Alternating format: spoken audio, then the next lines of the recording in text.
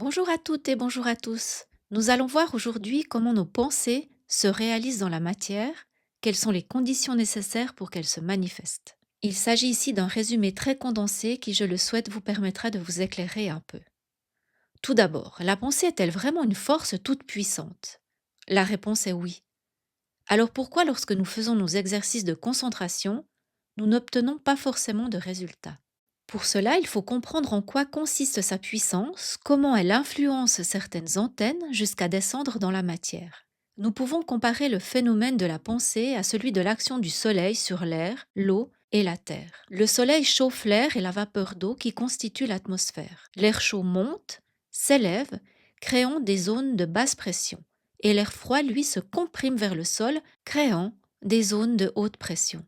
Entre ces zones circulent les vents, et sous l'effet de la chaleur du soleil, les eaux de la Terre, donc les mers, rivières, océans, lacs, s'évaporent, montent, et lorsque l'air atteint un niveau de saturation, la vapeur d'eau se transforme en pluie ou en neige. En résumé, sous l'influence de l'air, l'eau modèle la Terre, lui donne des formes, et la cause, c'est le soleil. Comme nous contenons toute la création en nous, il s'agit du même processus. Il faut certains paramètres pour faire descendre les pensées dans la matière. Voyons en nous comment cela se passe. Le soleil correspond à l'esprit, l'air à la pensée, l'eau au sentiment et la terre au corps physique.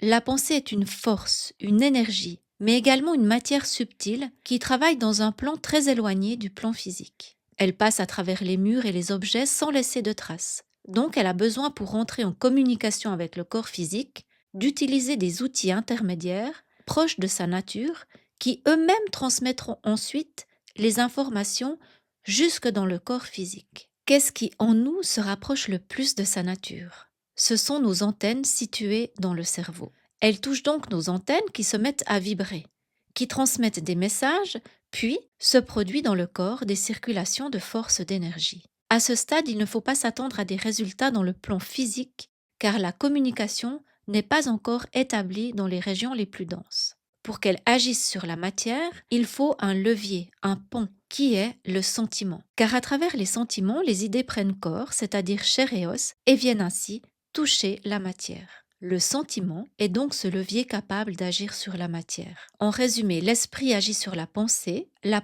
engendre le sentiment, et le sentiment se propage sur le corps physique pour le mettre en mouvement. Donc, le corps physique, la terre, se met en action sous l'effet du sentiment, l'eau, qui lui est éveillée par la pensée, l'air, et la pensée naît sous l'influence de l'esprit, le soleil. Comme je vous l'indiquais au début de ce podcast, il s'agit d'un résumé très condensé. Je vais essayer de vous donner un exemple pour que vous puissiez bien visualiser le processus.